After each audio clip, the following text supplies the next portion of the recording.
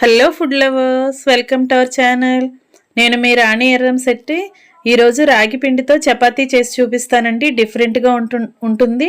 Taste చాలా చాలా బాగుంటుందండి. అంతేకాకుండా హెల్త్కి కూడా చాలా మంచిది. ఆ ప్రాసెస్ అంతా కూడా నేను మీకు చూపిస్తాను. వీడియోని మధ్య మధ్యలో స్కిప్ చేయకుండా ఫస్ట్ నుంచి లాస్ట్ వరకు చూడండి. అలాగే మీరు కూడా కుక్ చేసి మీ ఫ్యామిలీకి సర్వ్ చేయండి. ఇంకా ప్రాసెస్లోకి వెళ్ళిపోదామండి. ఇలా ఒక మిక్సింగ్ బౌల్ తీసుకోండి. దానిలో ఒక జల్లెడ పెట్టుకోండి.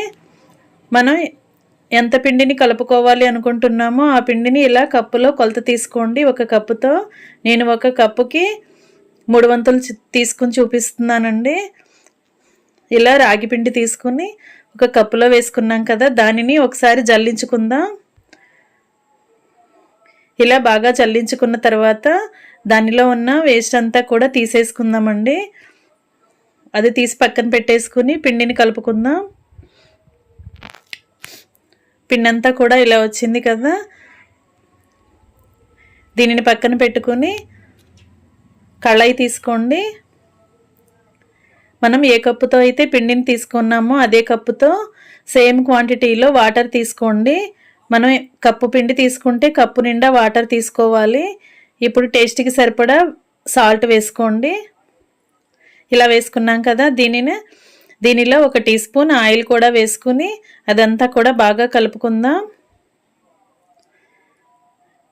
ఇలా బాగా కలిపిన తర్వాత ఈ కళాయిని స్టవ్ వెలిగించుకొని ఫ్లేమ్ సిమ్లో పెట్టుకుని వాటర్ని బాగా బాయిల్ చేసుకుందామండి. బబుల్స్ వచ్చే వరకు బాయిల్ చేసుకుందాం. కొంచెం సేపు మరిగిన తర్వాత నేను మీకు చూపిస్తున్నాను. ఇలా కాగుతున్నాయి కదా, దీనిలో ఒక 1/2 టీ స్పూన్ జీలకర్ర వేసుకోండి.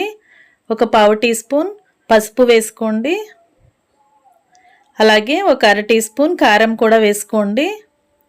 ఇవి 3 వేసుకున్నామంటే రాగి పిండికి చపాతీకి టేస్ట్ అనేది చాలా బాగా వస్తుందండి.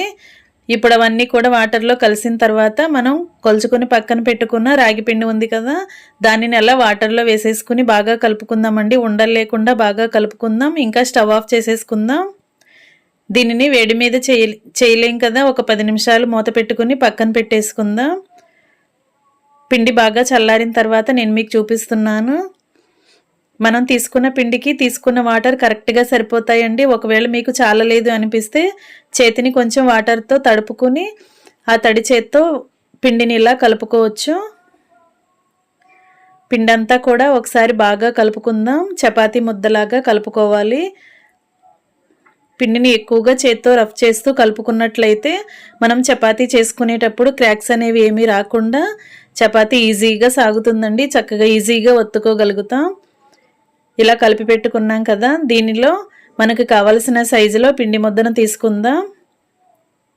ఫ్రెండ్స్, నా ఛానల్ని మీరు ఫస్ట్ టైం వాచ్ చేస్తున్న వారైతే రన్ అవుతున్న వీడియో కింద రెడ్ కలర్ ఆప్షన్ టచ్ చేసి నా ఛానల్ని సబ్స్క్రైబ్ చేసుకోండి. పక్కనే ఉన్న బెల్ ఐకాన్ని కూడా యాక్టివేట్ చేయండి. నేను పెట్టబోయే రెసిపీస్ అన్నీ కూడా మీ ఫోన్కి నోటిఫికేషన్కి వస్తాయి. ఓపెన్ చేసి చూడొచ్చు. అలాగే మీరు కూడా కుక్ చేసి ఫ్యామిలీకి సర్వ్ చేయొచ్చు. మనం తీసుకున్న ముద్దని ఇలా చపాతీలాగా ఒత్తుకుందామండి చపాతీ కర్రతో.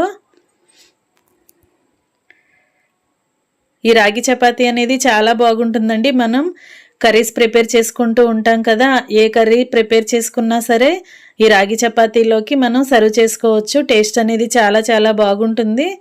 అంతేకాకుండా హెల్త్కి కూడా చాలా మంచిదండి. చిన్నపిల్లల నుంచి పెద్దవారి వరకు కూడా ఈ రాగి రెసిపీస్ అనేవి తింటూ ఉండాలి. ఇలా మనం జాగ్రత్తగా చపాతీని కావలసిన సైజులో ఒత్తుకోవాలి. ఇలా అంచుల చుట్టూ కూడా ఇలా వేళ్లతో సరి చేసుకుంటూ ఉండాలండి. క్రాక్స్ అనేవి ఏమీ రాకుండా కరెక్ట్గా మనం చపాతీని ప్రిపేర్ చేసుకోవాలి.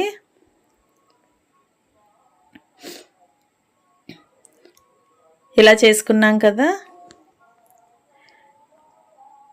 ఇలా కరెక్ట్గా చేసుకున్న తర్వాత దానిని తీసి ఒక పళ్ళెంలో పెట్టుకుని పక్కన పెట్టేసుకుందాం. అలాగే వేరొక చపాతీని కూడా చేసుకుందాం. దీనిని కూడా ఇలా క్రాక్స్ అనేవి ఏమీ రాకుండా కరెక్ట్గా ఒత్తుకోవాలి. మనం పిండి కలుపుకున్నప్పుడు వాటర్ కాగుతున్నప్పుడు ఆయిల్ వేసాం కదా, చపాతీ అనేది విరగకుండా చక్కగా సాఫ్ట్గా వస్తుందండి. చాలా ఈజీగా మనం చపాతీ కర్రతో ఒత్తుకోవచ్చు. పిండి అనేది సాఫ్ట్గా ఉడికించాము కదా, చపాతీ ఈజీగా వస్తుంది. ఇలా వేరొక చపాతీని కూడా చేసుకుని అది కూడా పక్కన పెట్టేసుకుందామండి. ఎప్పుడు మనం గోధుమ పిండితోనే తింటూ ఉంటాం, కానీ ఇలా రాగి పిండితో కూడా మీరు ఒకసారి ట్రై చేశారంటే మీకు కూడా ఖచ్చితంగా నచ్చుతుందండి. ఇంట్లో చిన్నపిల్లలకు కూడా పెట్టొచ్చు. టేస్ట్తో పాటు హెల్దీ కూడా. ఇలా 2 చపాతీలను కూడా చేసుకున్నాం కదా. మనం కలుపుకున్న పిండిని బట్టి చపాతీలు అనేవి మనం చేసుకుని అవన్నీ కూడా ప్రిపేర్ చేసుకుని పక్కన పెట్టేసుకోవాలి.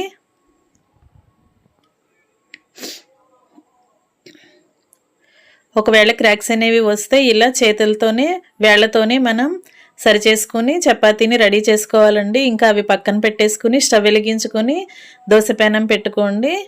చపాతీ పెనం పెట్టుకున్నాం కదా, ఇప్పుడు మనం ఒక్కొక్కటి వేపుకుందాం.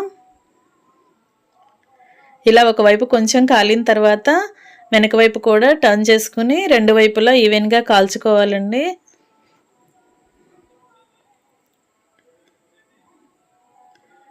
ఇలా వెనక వైపు కూడా టర్న్ చేసుకుని చక్కగా ఫ్రై చేసుకోవాలి. మనం ఆయిల్ అనేది వాడకుండా డైరెక్ట్గా ఇలాగే కూడా మనం చపాతీని ప్రిపేర్ చేసుకోవచ్చండి, రాగి చపాతీని. లేదంటే కొంచెంగా ఒక 1/2 టీ స్పూన్ ఆయిల్ కూడా వేసుకుని ఫ్రై చేసుకోవచ్చు. లేదంటే ఆయిల్ని అవాయిడ్ చేస్తూ డైరెక్ట్గా ఇలాగే కూడా ఫ్రై చేసుకుని మనం కర్రీతో సర్వ్ చేసుకోవచ్చండి. చాలా బాగుంటుంది. ఎక్కువగా మనం వేపినట్టయితే కలర్ చేంజ్ అయ్యి బ్లాక్గా వచ్చేస్తాయండి. కొంచెంగా ఫ్రై అయితే సరిపోతుంది. ఇలా 2 వైపులో కూడా ఫ్రై అయిన తర్వాత దానిని ఒక పళ్ళెంలో పెట్టేసుకుందాం. ఇలా ఒక ప్లేట్లోకి తీసేసుకుందామండి. సర్వింగ్ ప్లేట్లోకి తీసుకున్నాం కదా, అలాగే వేరొక రాగి చపాతీని కూడా అలాగే ఫ్రై చేసుకుందాం. ఆయిల్ లేకుండా కూడా ఫ్రై చేసుకోవచ్చండి. చాలా సింపుల్గా టేస్టీగా మనకి రాగి చపాతీ అనేది రెడీ అయిపోతుంది. 10 నిమిషాల్లో ఇలా మనం బ్రేక్ఫాస్ట్ కానీ ఈ నైట్ డిన్నర్ కానీ ప్రిపేర్ చేసుకుని చక్కగా సర్వ్ చేసుకోవచ్చండి. చాలా బాగుంటుంది. మీకు కూడా ఈ రెసిపీ అనేది నచ్చితే లైక్ చేయండి. మనం మార్నింగ్ ప్రిపేర్ చేసిన కర్రీస్ ఉంటాయి కదా, వాటితోనే వీటిని సర్వ్ చేసుకోవచ్చండి. ఎంతో బాగుంటుంది.